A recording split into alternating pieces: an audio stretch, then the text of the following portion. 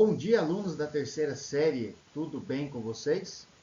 Vamos para mais uma aula de Sociologia, pensando hoje a teoria, a forma de analisar a sociedade com um teórico chamado Émile Durkheim. E nós vamos conseguir, a partir dessa aula, com um pouco mais de facilidade, traçarmos um paralelo, um comparativo entre o pensamento de Karl Marx com relação ao modo de produção capitalista, bem como o pensamento de Émile Durkheim. Então vamos lá.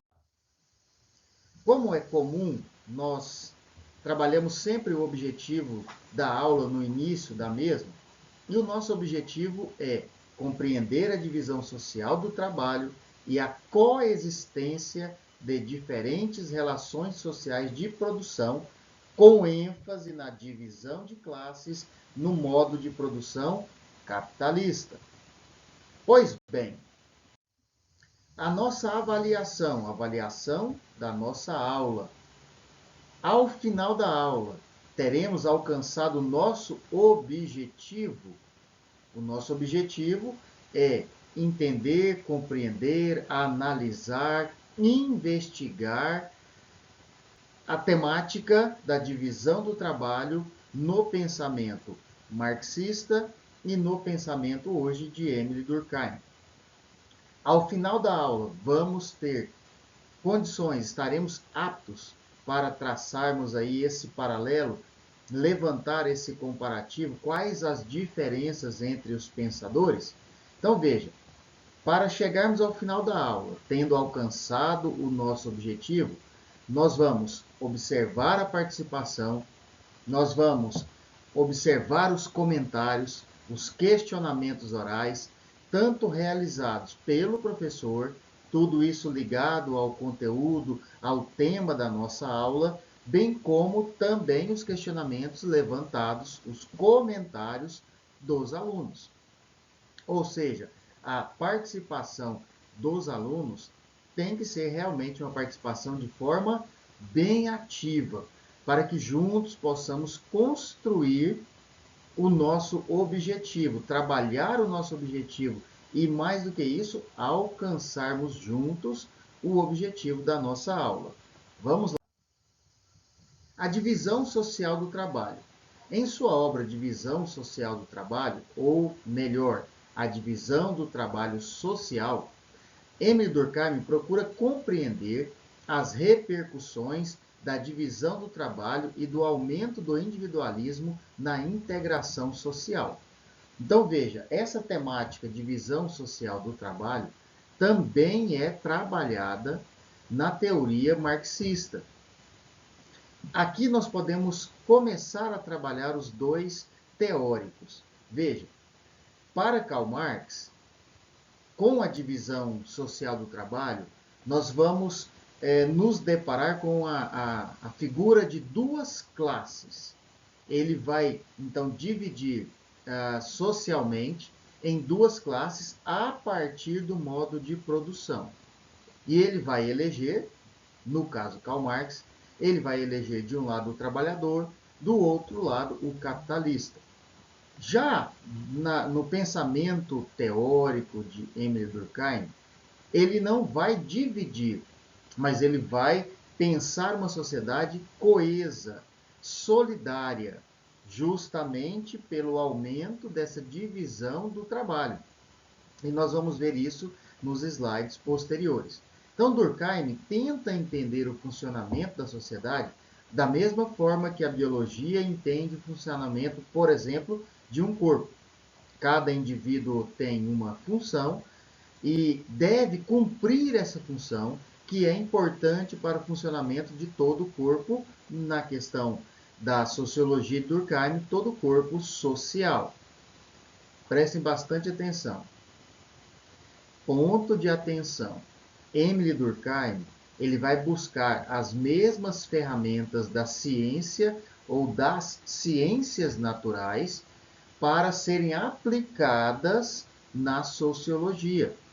Por isso, a sociologia vai passar a ser entendida como uma ciência Ele vai buscar os elementos para se investigar, assim como se investiga nas ciências naturais. E ele vai trazer esse modelo para a ciência social, para a sociologia. Isso é muito importante, é um diferencial. Quando nós pensamos na sociologia de Durkheim, é justamente isso.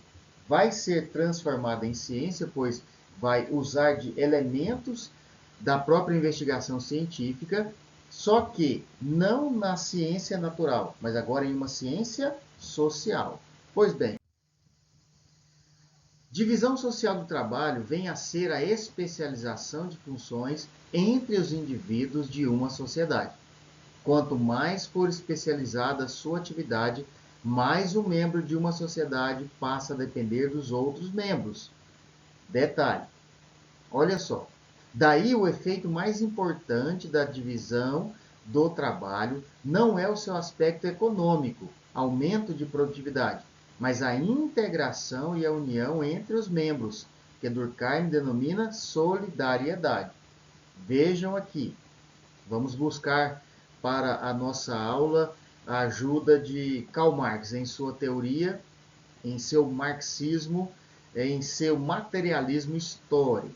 Veja bem, enquanto Durkheim vai dizer que quanto mais for especializada a atividade daquele membro da sociedade, mais ele vai depender dos outros, Marx vai dizer que justamente por termos uma sociedade que se desenvolve a partir do modo de produção, uma sociedade que está inserida nessa divisão social do trabalho, não haverá uma coesão, não haverá uma solidariedade.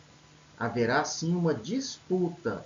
E aí ele vai denominar essa disputa, esse conflito de luta de classes.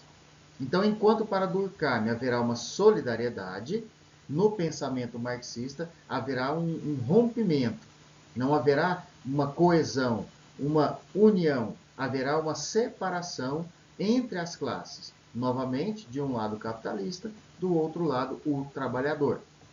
Repetindo, para Emile Durkheim haverá o que ele denomina de solidariedade. E ele usa uma expressão ainda mais forte, contundente.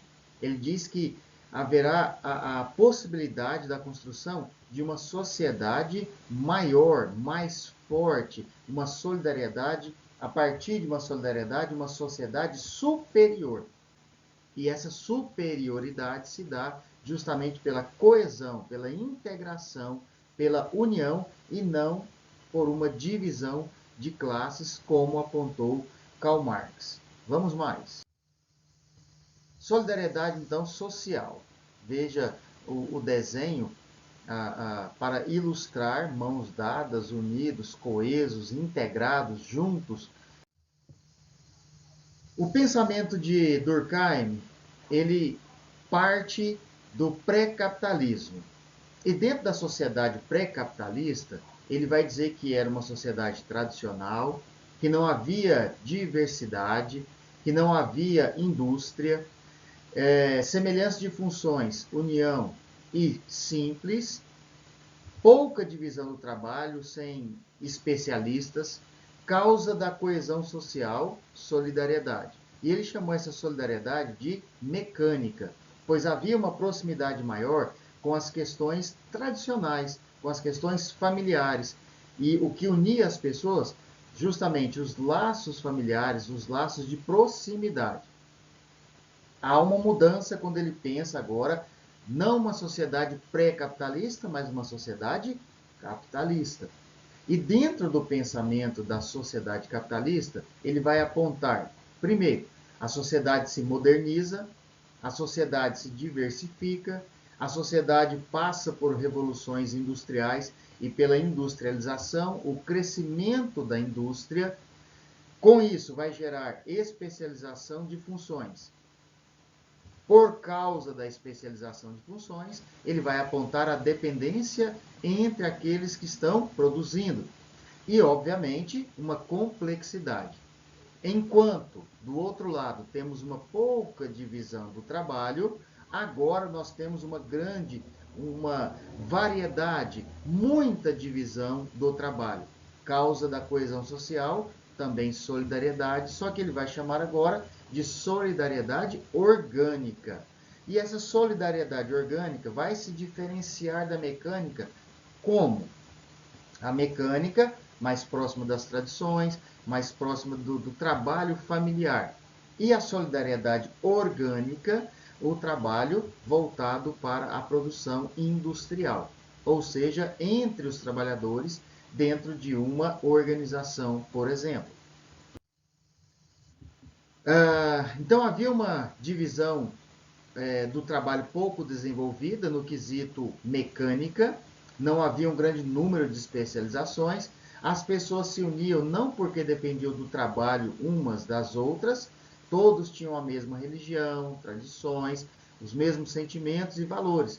Veja, como coloquei anteriormente, ligado às tradições, às raízes familiares, a consciência coletiva era forte e pesava sobre o comportamento de todos. Predominava o direito repressivo ou penal, pois o crime faria os sentimentos coletivos. Perdão, o crime feria os sentimentos coletivos. Por isso, a repressão penal. Interessante pensarmos nessa solidariedade mecânica e imaginar toda uma construção a partir da união entre os membros da família. Então não havia uma união por dependência de trabalho, mas uma proximidade por causa das raízes familiares, uma maior proximidade.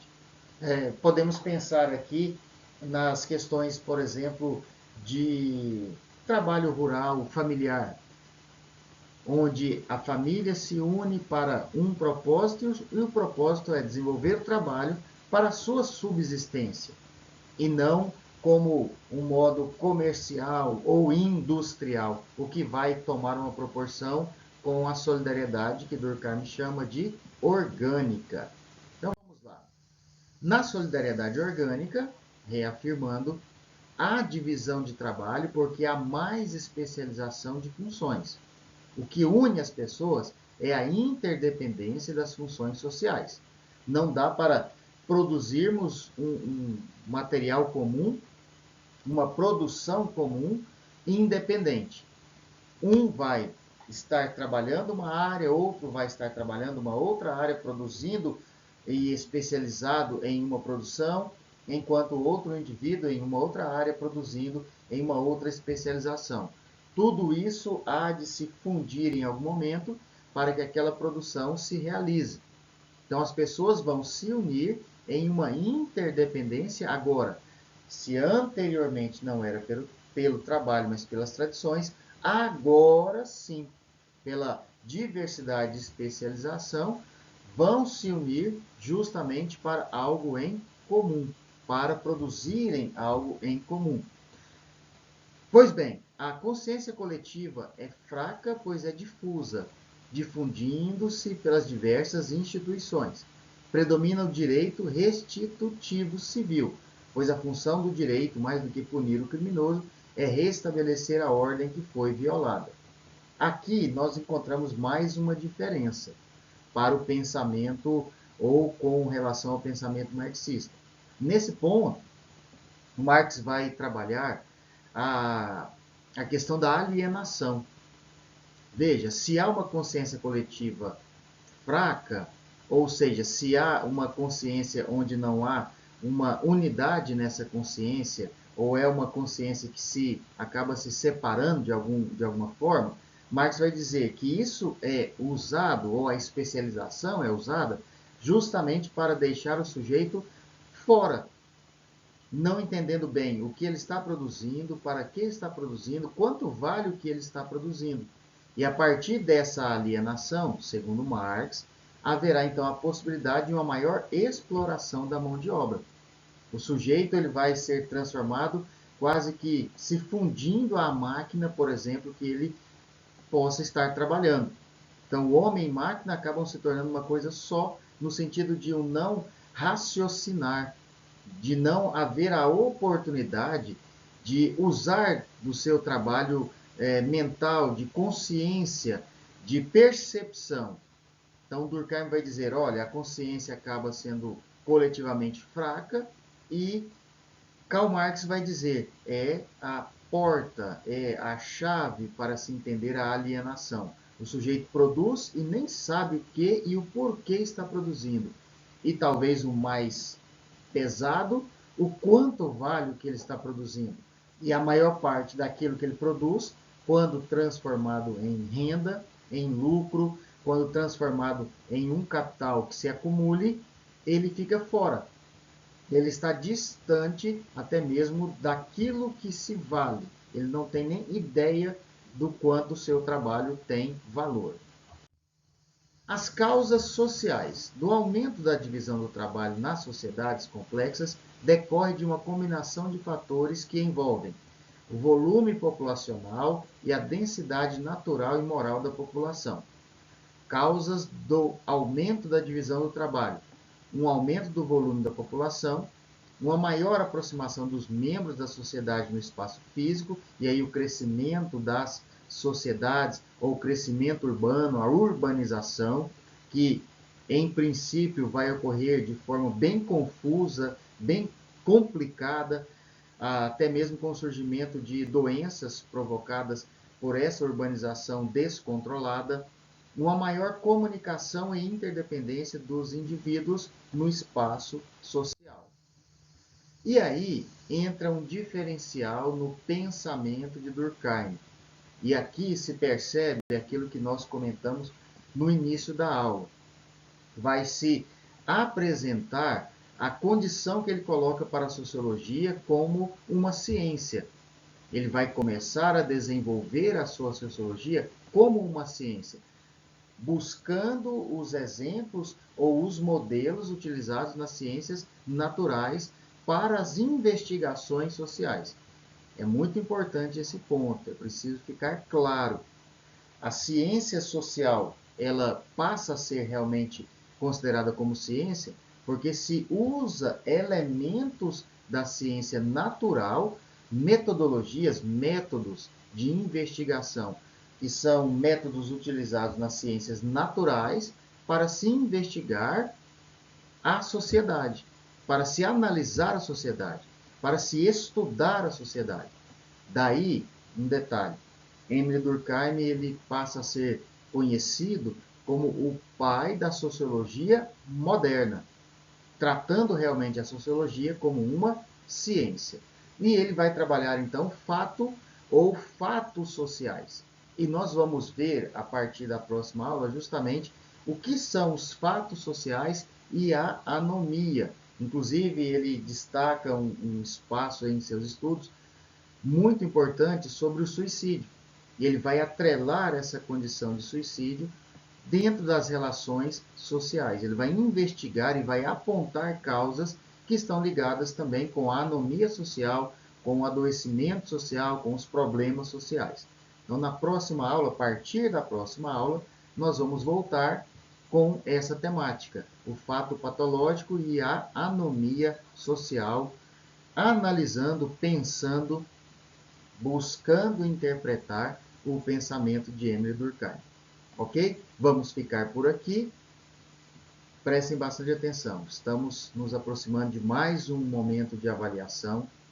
Então, o material que nós vamos trabalhar nessa avaliação, uma questão a respeito da teoria marxista e uma questão a respeito da teoria de Emile Durkheim. Tranquilo, está tudo aqui, todo o material que vocês precisam. Não deixem de produzir a atividade, responderem às atividades lá no portal. Na dúvida, questione, pergunte, deixe o seu nome como forma da sua presença nos comentários do vídeo, também no grupo da sala, tá? Esteja bastante atento e, novamente, reafirmo, o nosso propósito é acompanhar vocês, auxiliar vocês, estarmos próximos, mesmo nessa questão ainda um pouco distante pela pandemia, mas estarmos próximos, auxiliando, ajudando, cooperando com o crescimento, o desenvolvimento de vocês. Então, reafirmo, na dúvida, procure, fale, não tema, não fique preocupado, mas vamos caminhar juntos. Estamos aqui para trabalharmos uma parceria. Vamos pensar aqui na solidariedade orgânica de Emile Durkheim, um dependendo do outro, para o nosso próprio crescimento. Ok? Até a próxima aula. Eu aguardo vocês e agradeço demais a compreensão e o acompanhar de vocês com relação às aulas. Beleza? Um grande abraço e até a próxima.